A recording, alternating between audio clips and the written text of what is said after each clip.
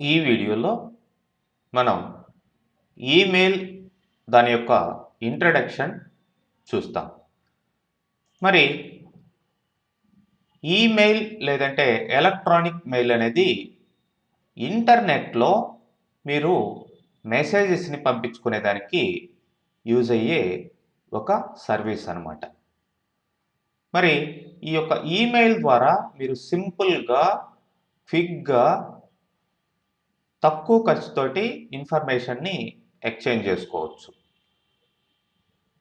మరి మనకి phone numbers ఏవైతే ప్రతి ఒక్కరికి యునిక్గా ఉంటాయో అలానే ప్రతి ఒక్కరికి కూడా ఈ యొక్క ఇంటర్నెట్లో మెయిల్స్ని పంపించుకునేదానికి, రిసీవ్ చేసుకునేదానికి సపరేట్ అడ్రస్ అనేది ఉంటుంది. అదే ఈమెయిల్ అడ్రస్.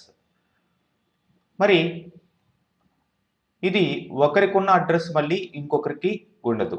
ఎవరికి వాళ్ళకి యునిక్గా ఉంటుందన్నమాట. మరి ఈ ఈమెయిల్ అడ్రస్ ద్వారానే మనం ఈ యొక్క ఇన్ఫర్మేషన్ ఎక్స్చేంజింగ్ అనేది చేసుకోవచ్చు. సో మనం ఈమెయిల్ ఐడి అనొచ్చు దీన్ని, లేదంటే ఈమెయిల్ అడ్రస్ అనొచ్చు, లేదంటే మెయిల్ ఐడి అని అనొచ్చు. మరి ఇది జనరల్గా ఏ ఫామ్లో ఉంటుందంటే user name at domain name, ఇట్లా మధ్యలో @ సింబల్ ఉంటుంది. యూజర్ నేమ్, డొమైన్ నేమ్, దీన్ని మనం సొంతంగా క్రియేట్ చేసుకోవాలన్నమాట. ఫర్ ఎగ్జాంపుల్ ఇక్కడ నేను contact@edusoft4u.com, ఇది ఒక ఈమెయిల్ ఐడి.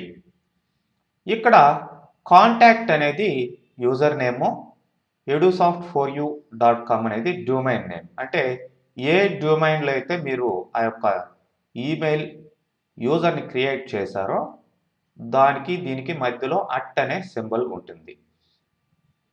అదే ఇక్కడ కాంటాక్ట్ అనేది జీమెయిల్ అనే డొమైన్లో క్రియేట్ చేస్తారనుకోండి, contact@gmail.com అని వచ్చేదన్నమాట. సో దీన్ని ఆ పర్టికులర్ డొమైన్లో ఎక్కడైతే జీమెయిల్లో కావాలా, యాహూలో కావాలా, ఎక్కడ కావాలో అక్కడ మీరు ఈ యొక్క ఈమెయిల్ అడ్రస్ అనేది క్రియేట్ చేసుకోవాలి.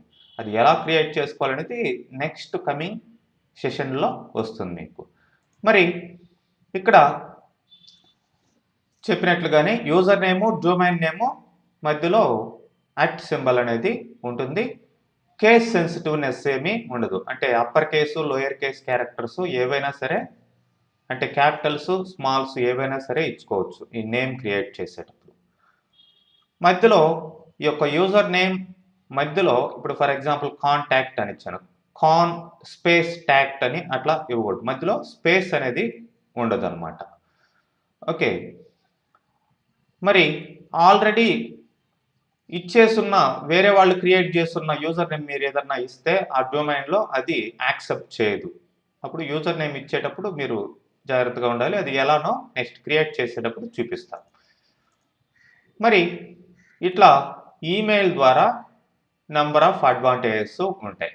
మీరు క్విక్గా, ఇన్ టైంలో, తక్కువ ఖర్చుతోటి, చాలా కన్వీనియంట్గా మీరు ప్రింటబుల్ మెసేజెస్ని వరల్డ్ వైడ్ ఎక్కడికైనా సరే పంపించుకునే అవకాశం ఉంటుంది. టెక్స్ట్ మెసేజెస్ పంపించుకోవచ్చు, అందులోనే దాంట్లో అటాచ్మెంట్స్ అంటే వీడియోస్, ఇమేజెస్, ఇట్లాంటి అటాచ్మెంట్స్ అంతా కూడా పంపించుకోవచ్చు. ఓకే, ఇట్లా నెంబర్ ఆఫ్ అడ్వాంటేజెస్ ఈమెయిల్ ద్వారా ఉన్నాయి. మరి ఈమెయిల్లో మీరు ఇన్ఫర్మేషన్ ట్రాన్స్ఫర్ చేసేదానికి ఇక్కడ సెట్ ఆఫ్ రూల్స్ అనేటివి యూజ్ చేయడం జరుగుతుంది. వాటినే ప్రోటోకాల్స్ అని చెప్పేసి అంటాం. ఈమెయిల్ ప్రోటోకాల్స్ అనేటివి ఇక్కడ మెయిన్గా 3 రకాలుగా ఉంటాయి.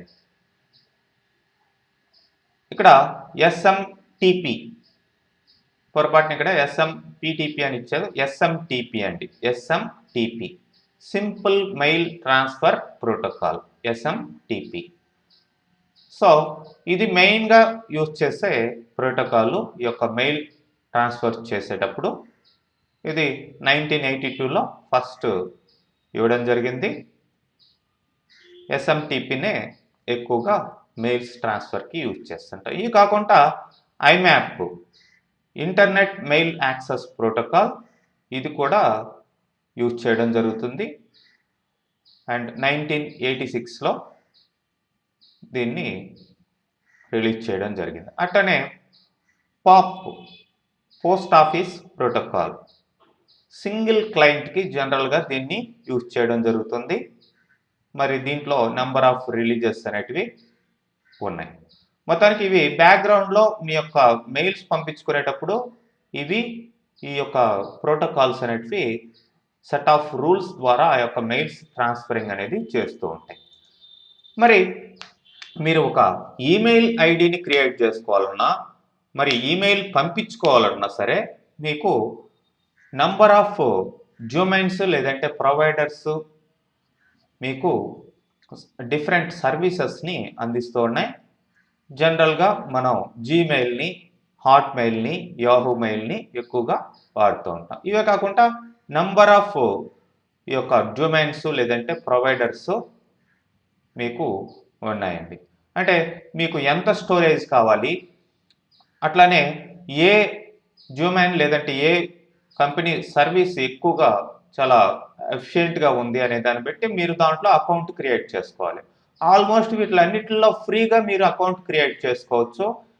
ఫర్ ఎగ్జాంపుల్ జీమెయిల్లో అకౌంట్ క్రియేట్ చేసుకొని ఇక్కడ 7 GB ఆఫ్ ఇన్ఫర్మేషన్ని జనరల్గా ఫ్రీగా స్టోరేజ్ చేసుకోవచ్చు. అట్లనే హాట్మెయిల్లో చూసినట్లయితే అన్లిమిటెడ్ స్టోరేజ్ ఫెసిలిటీ ఇస్తుంది. ఇట్లా మీకు యాహూ మెయిల్ అన్లిమిటెడ్ స్టోరేజ్, ఇట్లా నెంబర్ ఆఫ్ ఈ డొమైన్స్ ఉన్నాయి.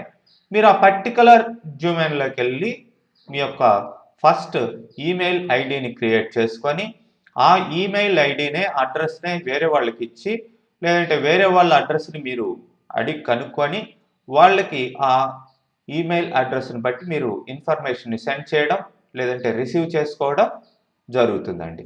ఓకే, నెక్స్ట్ వీడియోలో వాటిని ఎలా క్రియేట్ చేయాలి, ఐడీస్ని ఎలా మనం ఆ యొక్క మెసేజెస్ని క్రియేట్ చేసి పంపించాలి అవంతా కూడా చూస్తాం.